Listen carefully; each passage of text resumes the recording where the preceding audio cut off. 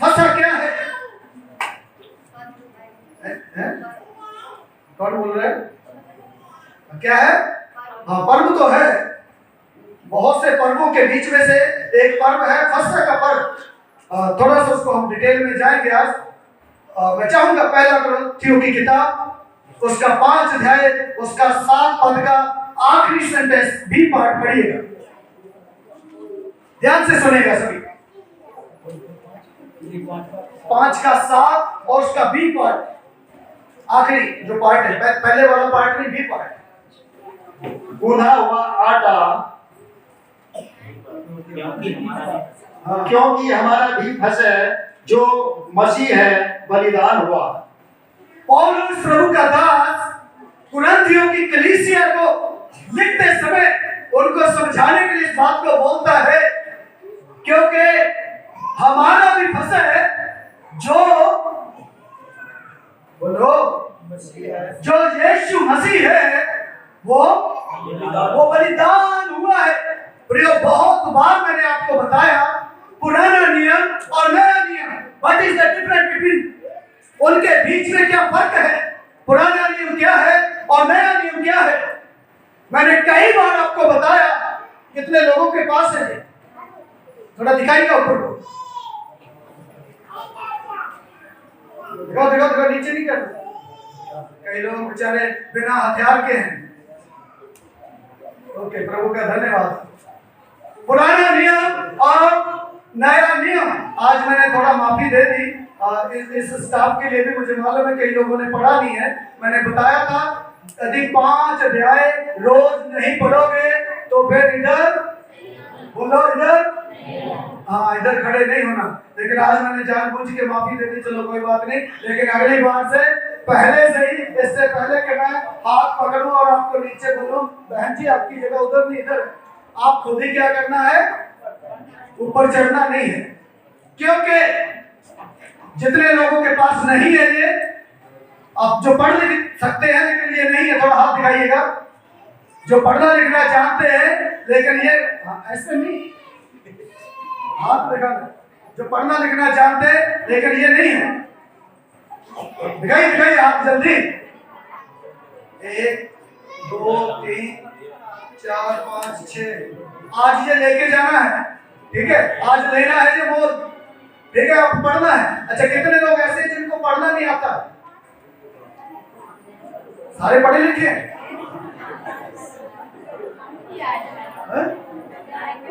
मैंने सोचा सारे पढ़े लिखे। प्रभु का धन्यवाद हो, हमारी कलीसिया सारे पढ़े लिखों की।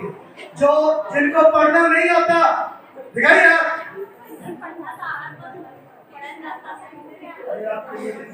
सुनो, हमारे पास आपके लिए भी बाइबल है, आप उस बाइबल को लेना। आप पढ़ना नहीं जानते, परमेश्वर के वचन आपके कान में पड़ेंगे, आप सुन सकते हैं। विश्वास सुनने से बढ़ता है। आमीन। आज जिनके जो पढ़ना जानते बाइबल नहीं है वो भी इस बाइबल को लेके जाना है। और जितने लोगों को पढ़ना नहीं आता, आप सुनने वाली बाइबल हमसे लेके जाना है। आमीन। कोई भी व्यक्ति बिना परमेश्वर के वचनों को कान में सुने हुए नहीं रहना है। आप हर बार परमेश्वर का वचन सुनेंगे, आपके कान में पड़ेगा, आपका विश्वास बढ़ेगा। आमीन। तो पुराना नियम मैंने बताया था, पुराना नियम छाया है, छाया, शैडो है। लेकिन नया नियम वास्तविक है। बहुत बार मैंने बताया, पुराने नियम के अंदर वो सब कुछ है, एक छाया के रूप में, एक शैडो के रूप में, जो परमेश्वर वास्तव में नए नियम में करना चाह रहा था। नए नियम में अगर परमेश्वर का दास पौलुस कुरिन्थियों की कलीसिया को लिखते समय बोलता है, हमारा फसह भी बलिदान हुआ है, जो कौन है? तो पुराने नियम में जब हम देखते किसकी बात कर रहा है, पौलुस किसकी बात कर रहा है, किस मेमने की बात कर रहा है? पुराने नियम में भी एक मेमना था जिसको बलिदान किया जाता था। नए नियम में वो मेमना मालूम है? बोलो, यीशु मसीह। कैसे पता? क्योंकि यूहन्ना बपतिस्मा दाता जब उसने अपनी सेवकाई को शुरू किया और बपतिस्मा दे रहा था, तभी यीशु मसीह जब आ रहा था और यूहन्ना ने अपने चेलों को कहा, देखो वो कौन आ रहा है, वो परमेश्वर का मेमना आ रहा है जो जगत के पापों को उठा ले जाता है। Hallelujah, hallelujah. यीशु मसीह वो परमेश्वर की ओर से मेमना बनकर इस दुनिया में आया है, जो सारे जगत के, केवल ईसाइयों के नहीं, मसीहियों के नहीं,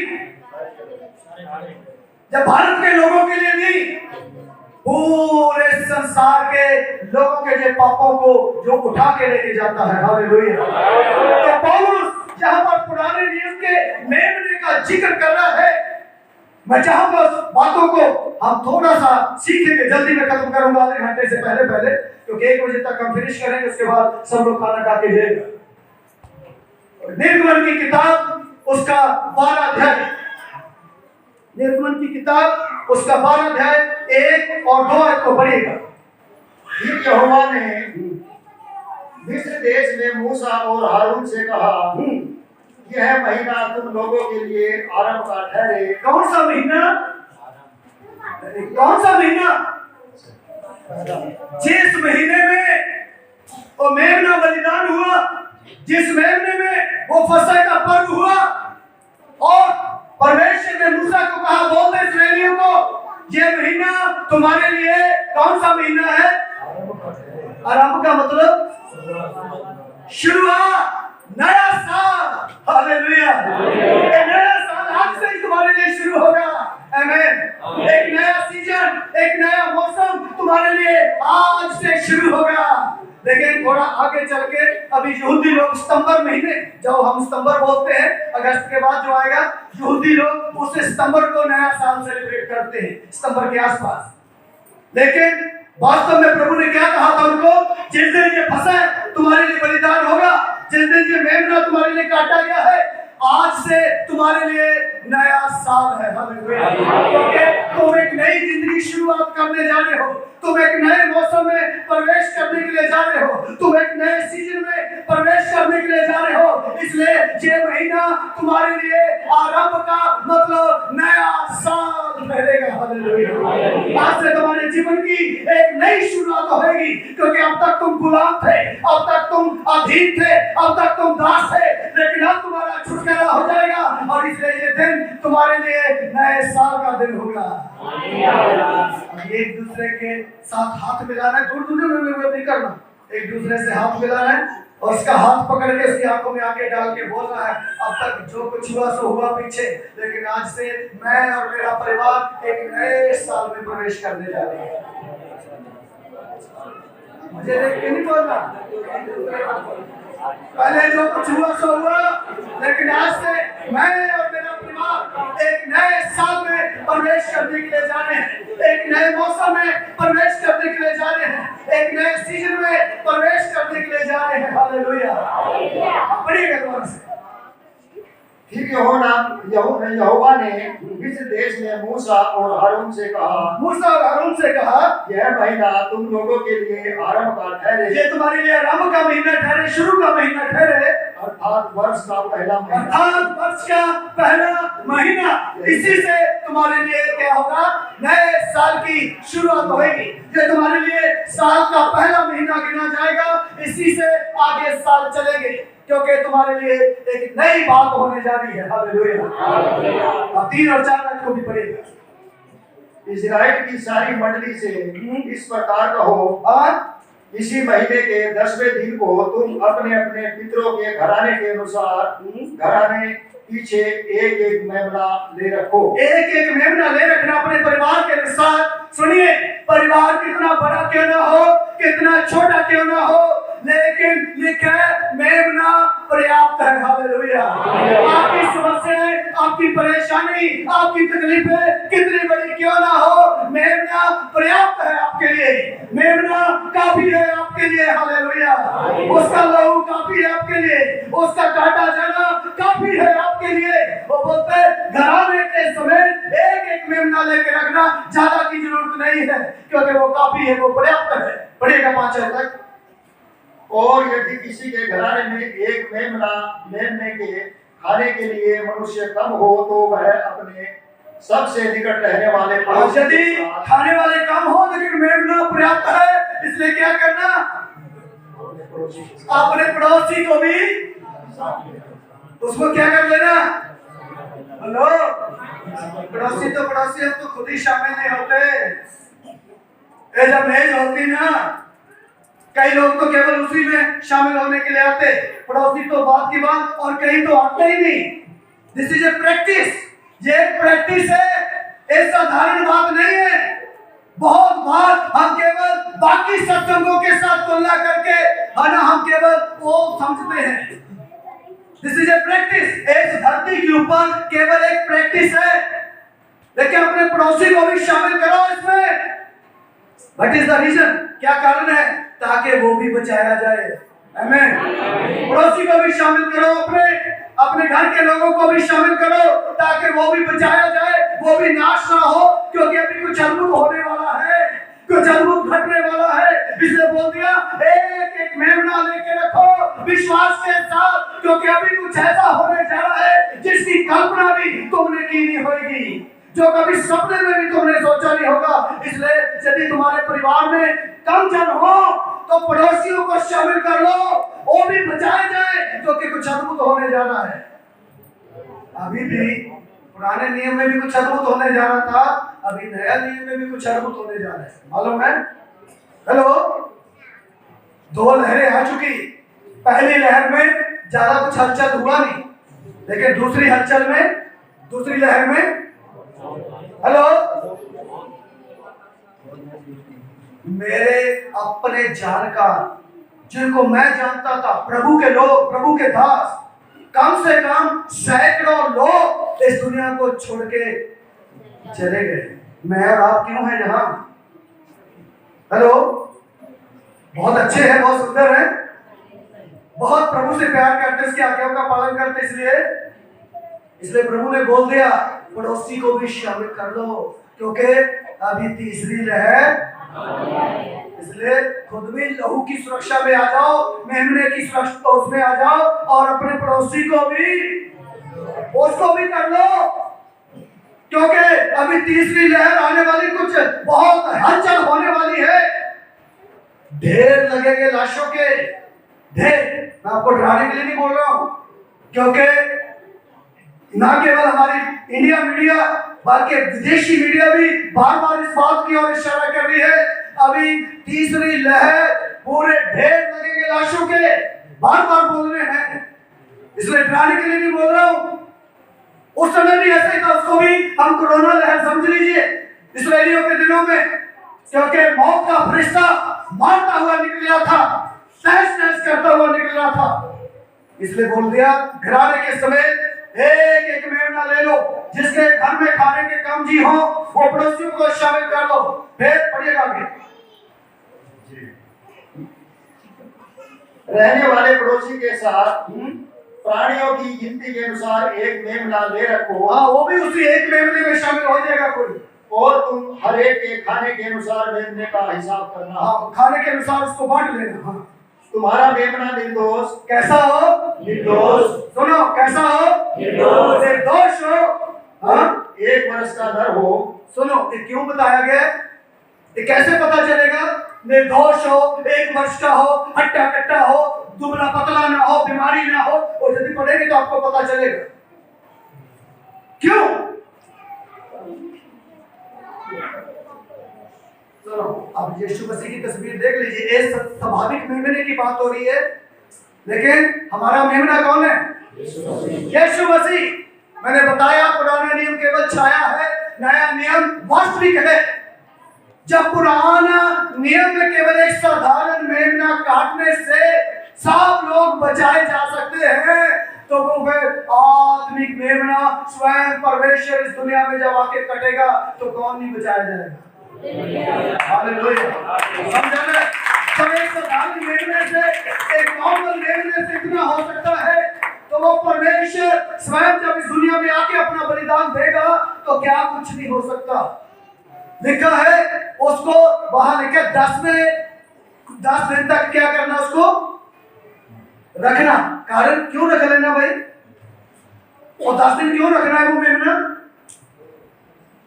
वहां क्या होता था, वो याजक क्या करते थे उसको 10 दिन, अरे बाइबल नहीं पढ़ते क्या, उस मेमने की जांच पड़ताल करते थे। इसमें कोई दोष तो नहीं, ये मेमना लंगड़ा तो नहीं, ये अंधा काना तो नहीं, ये बीमार तो नहीं, इसकी कोई हड्डी टूटी तो नहीं हुई, ये बेकार मेमना तो नहीं, ये बढ़िया है, अच्छा है, 1 वर्ष का है, पलौठा है, तक हट्टा कट्टा तगड़ा है। वो सारी जांच पड़ताल याजकों के द्वारा होती थी, उसके बाद उस मेमने का बलिदान होता था। और आपको मालूम है अभी थोड़े समय पहले, और आपको कैसे पता होगा, बहुत लोग तो आए नहीं थे, पाम संडे था, एक जानते पाम संडे? कितने लोगों को मालूम है पाम संडे? केवल एक व्यक्ति, 2 3 4, और कविता जी बताओ क्या है पाम संडे?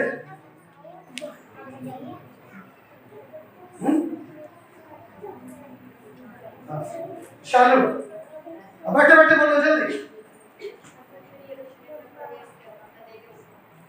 यीशु मसीह यरूशलेम में प्रवेश किया था गधे के ऊपर चढ़ के, उसको हम बोलते पाम संडे, खजूर का संडे। लेकिन क्यों बोलते हैं खजूर का संडे? क्योंकि यीशु मसीह जब यरूशलेम में एंटर हुए, सब लोग खजूर की डालियां लिए हुए गधे के आगे डाल रहे थे कपड़े, और डालियां लेके क्या बोल रहे थे? होसन्ना दाऊद की संतान, होसन्ना, धन्य है जो प्रभु के नाम से आता है। इसलिए उसको बोलते हैं पाम संडे, खजूर का इतवार। वो किस लिए था? किस लिए था वो जो निर्गमन की किताब में लिखा है वो भविष्यवाणियां पूरी होना था। उनको नहीं मालूम था वो क्या कर रहे हैं, लेकिन परमेश्वर एक एक मात्रा, एक एक बिंदु पूरा करता है। इसलिए यीशु मसीह यरूशलेम में आ गए, और स्वाभाविक तरीके से याजक उनको आके क्या बोल रहे थे? क्योंकि लिखा है ना, मेमने की जांच पड़ताल करो, मेमना निर्दोष है क्या, मेमना अंधा काना तो नहीं, मेमना बीमार तो नहीं। लेकिन वहां यीशु मसीह की परीक्षाएं करते थे। यरूशलेम में जब आया खजूर के इतवार में यीशु मसीह, और याजक लोग, फरीसी लोग, सदूकी लोग, व्यवस्था के लोग, पढ़े लिखे लोग, इस बाइबल को जानने वाले, वो क्या कर रहे थे? उनको नहीं मालूम था हम क्यों पूछ रहे हैं यीशु मसीह से सवाल, लेकिन क्या कर रहे थे? वो उस भविष्यवाणी को पूरा कर रहे थे, क्योंकि जांचा जाना मेमना जरूरी है। हालेलुया। इसलिए वो यीशु मसीह के पास आए, बोले इनको मना कर, ये क्या कर रहे हैं? होसन्ना होसन्ना गा रहे हैं, इनको मना कर। यीशु मसीह ने मालूम है क्या कहा? क्या कहा? पत्थर चिल्ला उठेंगे, देंगे खुदा को महिमा, महिमा। पत्थर चिल्ला उठेंगे, देंगे खुदा को महिमा। खामोश अगर हो जाए, खामोश अगर हो जाए सारी जमीन के इंसान, इंसान पत्थर चिल्ला उठेंगे, देंगे खुदा को महिमा। अगर ये चुप हो गए ना तो पत्थर चिल्ला उठेंगे, वो महिमा करेंगे।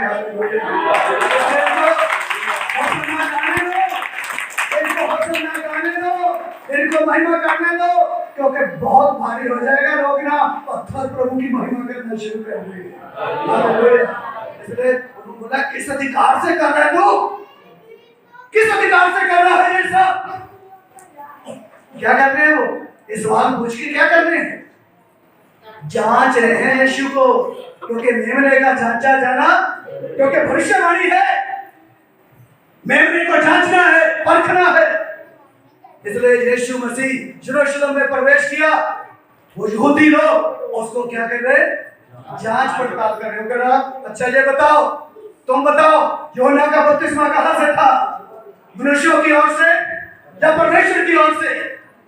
अभी वो खुसर करने लगे आपस में कि यदि हमने बोल दिया परमेश्वर की ओर से है यूहन्ना, तो मेरे बोलेगा विश्वास क्यों नहीं करते? नहीं। एक भाई मेरे पास आया, मैं उसको बहुत बार बोलता था विश्वास से, वो बोला जो मर्जी बोल लो देखता नहीं, 1 बार बोलो, 10 बार बोलो, 20 बार बोलो देखता नहीं। मैंने कहा पूरा चिकना घड़ा करा, पूरा चिकना घड़ा देखता नहीं। मैंने बोला ठीक है भाई, मैंने बोलना बंद कर दिया। एक दिन आया दशमांश लेके, मैंने कहा क्यों? कहा मुझे प्रभु ने कहा है ईमानदारी से दे उसको। मैंने कहा अच्छा। 1 महीना दिया और बंदा इतना मुझे परिवर्तन लगा उसमें, लगातार दे रहा 1 महीना और बढ़िया तरीके से मेरे पास आ रहा, सामने आ रहा, जय मसीह के पास से ये वो। उसके बाद फिर बंद कर दिया। मैंने कहा क्यों? अब प्रभु क्या कहेगा? अब प्रभु ने बोल दिया 1 ही महीना देना था, नहीं कर मन सा नहीं करता। मतलब प्रभु की सुन के भी, हेलो, प्रभु की सुन के भी तुम बोल देते, तुझे क्या पता, जरूरत तो मेरी कम होगी, तो तूने तो स्वर्ग से बोल दिया मुझे जाके दे।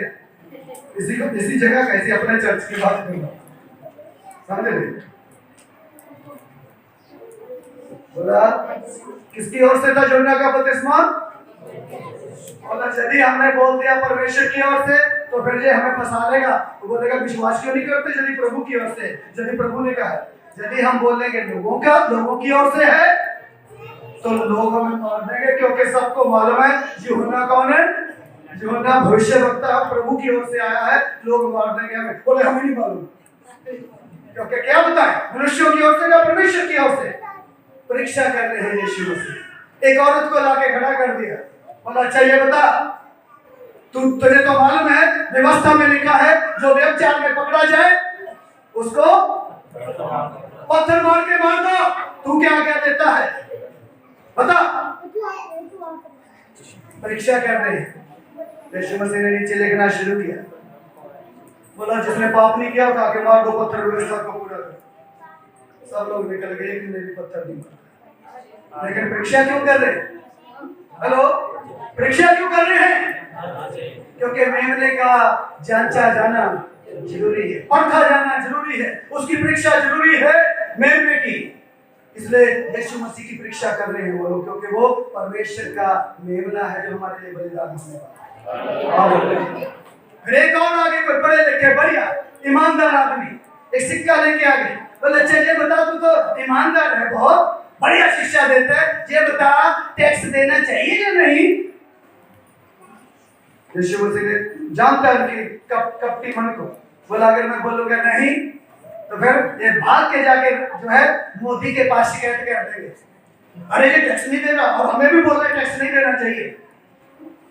उसने बोला अच्छा, बोला लेके उधर सिक्का। इस सिक्के पे किसकी फोटो बनी है?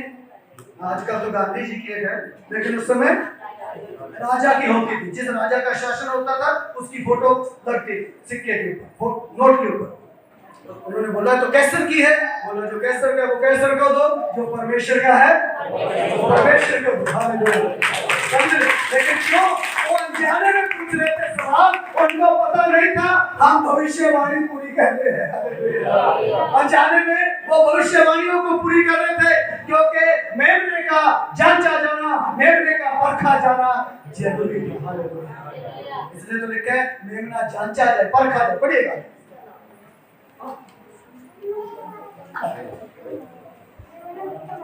12 6 से 8 तक पढ़िएगा। और इस महीने के 14वें दिन तक उसे रख छोड़ना। क्या करना? रख के छोड़ना। किस लिए? ताकि जांच पड़ताल आगे लास्ट तक पढ़ते रहिए। और उस दिन गोधूली के समय इजराइल की सारी मंडली के लोग उसे बलि करें। हाँ, उसको बलि करें। तब वे उसके लहू में से कुछ लेकर जिन घरों में मेमने को खाएंगे उसके द्वार के दोनों अलंगों और चौखट के सिरे पर लगाएं। सुनो, बोल दिया था मेरे लोगों, मेरी बात का विश्वास करो। आज रात को मौत का एक फरिश्ता आएगा और वो क्या करेगा? इस शहर में आधी रात को तलवार लेकर निकलेगा और हर एक घर में से वो बच्चे क्या, जानवर क्या, कोई भी क्यों ना हो जो जीठा होगा, हर एक को मार देगा, वो आज खत्म कर देगा।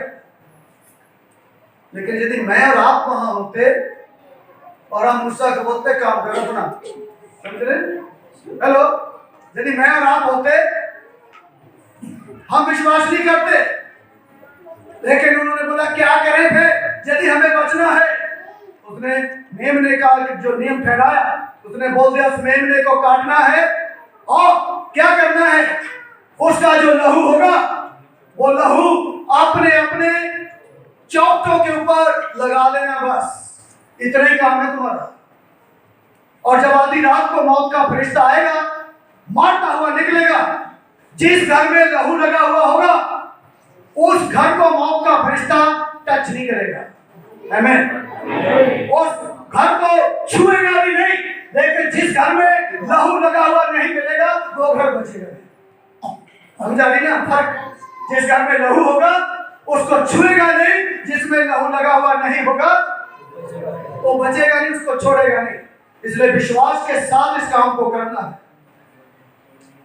इस्राएली लोगों के लिए एक नियम ठहरा दिया गया, तुम्हें केवल क्या करना है, खिड़कियां दरवाजे बंद करना है और अंदर बैठ जाना, बस बाहर क्या हो रहा है इस बात से तुम्हें कुछ लेना देना नहीं।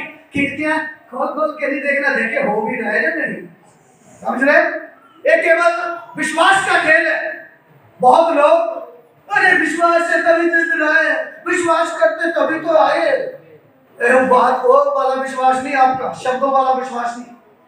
प्रभु ने चाहा तो अभी हम एक फेथ सीरीज शुरू करने वाले हैं और लगातार 4-5 महीने विश्वास क्या है, कैसा विश्वास हमारे लिए चंगाई छुटकारे को लेकर आता, कैसे विश्वास से हमें आशीष मिलती, तो लगातार हम 3-4 महीने लगातार फेथ सीरीज के ऊपर का मनन करेंगे। इसलिए लगातार देखना है, आपके विश्वास में भी बढ़ोतरी होगी और आप लगातार उन्नति करेंगे। विश्वास की बात है सर, इसलिए उनको अलाउ नहीं था खिड़कियां दरवाजे खोल के बाहर झांके, उनको अलाउ नहीं था। उनको केवल इतना बोला गया था तुम्हें बाहर क्या हो रहा है इस बात से कोई लेना देना नहीं, तो खिड़कियां दरवाजे बंद कर लेना, चौकों के ऊपर लहू लगा के अंदर बैठना, बस मजे से पार्टी करना, मटन खाना अंदर। क्यों? हेलो, क्या खाना? अरे बोलो, मटन समझते क्या होता? बोलो, हाँ बकरा खाना अंदर, क्योंकि काटा है ना, बाहर रोना पीटना होगा लेकिन तुम्हारी पार्टी चल रही है। आमीन। बाहर विलाप होगा लेकिन तुम अंदर आनंद करोगे। हालेलुया। यही है परमेश्वर और बाकी लोगों में फर्क। परमेश्वर अपने लोगों को बोल दिया बाहर रोना पीटना लेकिन तुम आनंद करोगे, बाहर चीख चिल्लाना होगा लेकिन तुम्हारी पार्टी चलती रहेगी। आमीन। लेकिन ये सब विश्वास से होगा। उन्होंने विश्वास के साथ बकरा काटा, उसका लहू चौकों के ऊपर लगा दिया और अंदर क्या कर रहे हैं सब लोग, लेकिन बाहर क्या हो रहा है? बाहर कोरोना की तीसरी लहर चल रही है। समझ रहे? बाहर क्या हो रहा है? बोलो, कोरोना की तीसरी लहर क्या कर रही है? वो क्या कर रही है? नहीं मालूम, गले में हाथ डाल डाल के जाएगी ना, तहस नहस करती हुई निकल रही है कोरोना की लहर। वो कोरोना ही समय था जो आज भी है, लाशों के ढेर लग रहे थे, हर घर में से रोने पीटने की आवाजें आ रही थी। एक ने भी अविश्वास करके अरे देखे भी सच भी था, पास्टर ने कहा या नहीं, कहीं ऐसे ही हमें अंदर बांध के बिठा दिया। एक ने भी नहीं देखा, उनको मालूम था जो कहा है वो सच है। हालेलुया। जो कहा है वो सत्य है, ऐसा ही होगा। हमारी सुरक्षा केवल अंदर बैठने में है, हमारी सुरक्षा केवल जो है लहू में है। मुझे ये बताइए क्यों इस्राएली लोग बच गए जबकि हर घर में मौत का तांडव था? क्यों बच गए? क्या वो सुंदर थे इसलिए? क्या वो परमेश्वर की आज्ञा का पालन कर रही थी इसलिए? ना ना ना, आज्ञाकारी नहीं थे वो तो 1 मिनट में मेरे और आपके समान बुड़बुड़ाने वाले लोग थे। लेकिन क्यों बच गए? क्योंकि केवल लहू के कारण। इतने दूसरी लहर हजारों को ले ली, हजारों लाशें इस दुनिया में से, हमारे गांव में से, हमारे जगह में से, हमारे देखने वालों में से हजारों लाशें उठी है। मैं और आप क्यों यहाँ? हेलो, क्या वो मौत हमें नहीं आके पकड़ सकती थी? क्या वो हमें नहीं छू सकती थी? क्या वो हमें नहीं ढक सकती थी? क्या वो हमें नहीं लेके जा सकती थी? क्या वो बीमारी हमें नहीं आ सकती थी? आई, जरूर आई, हमें भी आई, मुझे भी आई, मेरे बच्चों को भी आई, मेरी पत्नी को भी आई, लेकिन बिगाड़ नहीं सकी। आमीन। हम तो अंदर बैठ के ना हम डॉक्टर पे गए ना हम कहीं गए, बुखार भी जबरदस्त, सब कुछ भी जबरदस्त, लेकिन अंदर बैठ के लहू की सुरक्षा ली और प्रभु का धन्यवाद करते हैं। हालेलुया।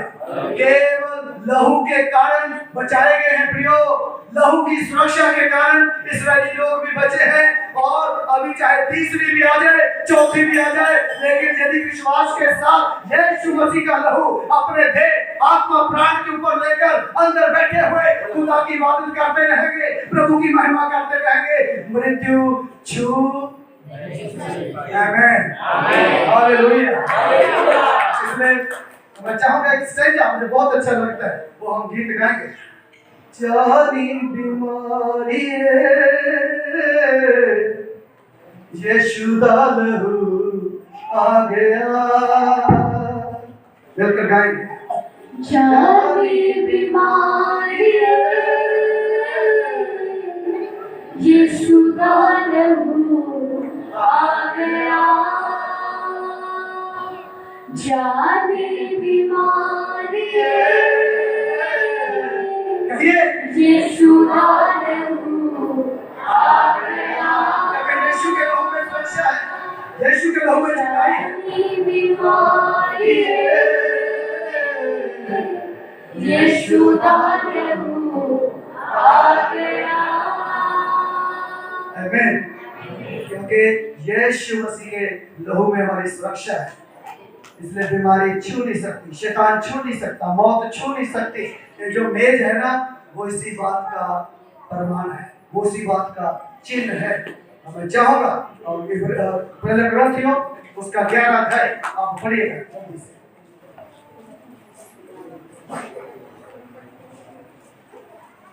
पहला ग्रंथियों 11 23 24 25 26।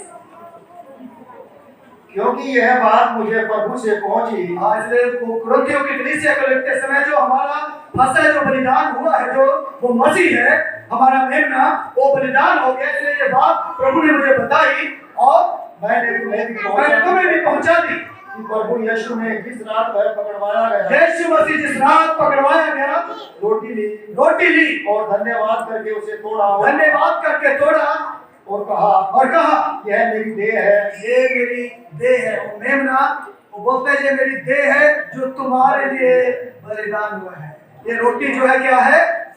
यीशु मसीह इस मेमने की देह, इस मेमने का शरीर है, वो तुम्हारे लिए है, तुम्हारे लिए तोड़ा गया है ताकि मैं और आप बच जाए, मैं और आप सुरक्षित हो जाए।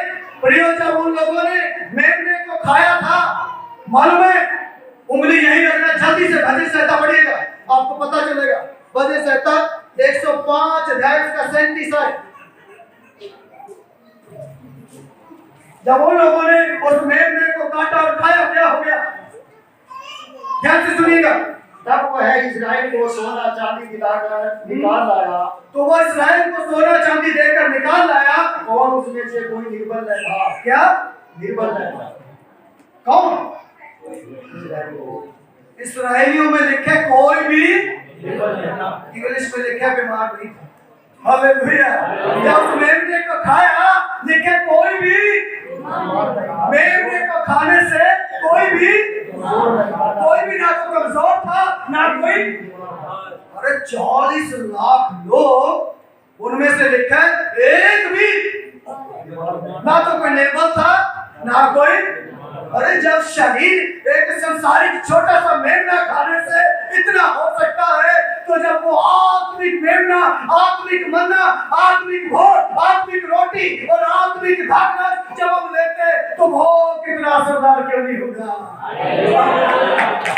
तो जब इस साधारण मेमने से खाने से, लेकिन उनमें से कोई बीमार नहीं था, इसलिए तो लिखा है यदि हम अपने आप को इससे खाते समय जांच ले, परख ले।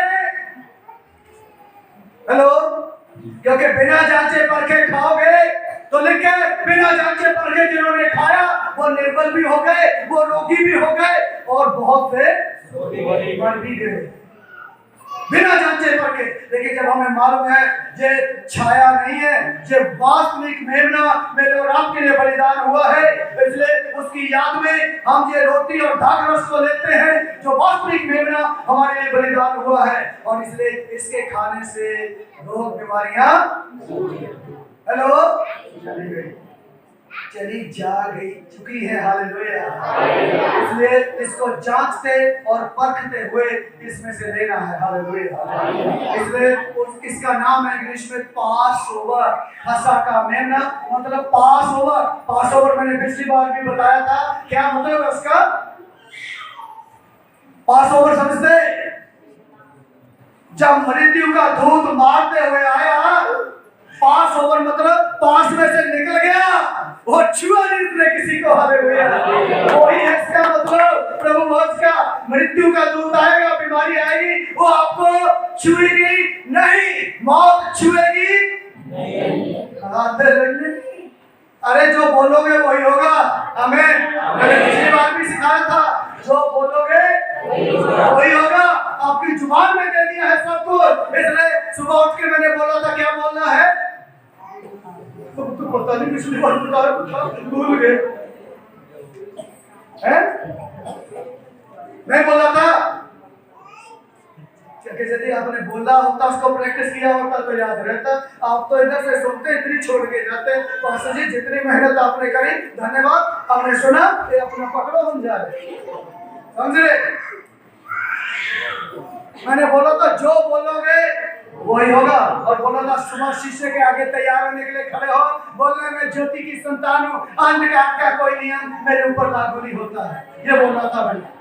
एक बार, दो बार, 3 बार, 10 बार, 20 बार, 50 बार, 1000 बार, लाख बार, करोड़ों बार, हो सकता है जितनी बार मेरे में बोलते जाओ और आपके ऊपर नियम लागू हो गए। समझे? क्योंकि ये सीखना है विश्वास की भाषा। कई बार हम क्या करते, हमने आत्मिक भाषा सीख ली, प्रार्थना करते समय भी हे परमेश्वर पिता, इतना आत्मिक बन जाते। बापू के पास मान लीजिए आइसक्रीम लेना है तो क्या करेंगे? हे पिता, वो बड़ा महान परमेश्वर, ये वो ऐसा बोलेंगे क्या? ऐसा कोई आइसक्रीम लेते क्या बाप से? कैसे लेते हैं?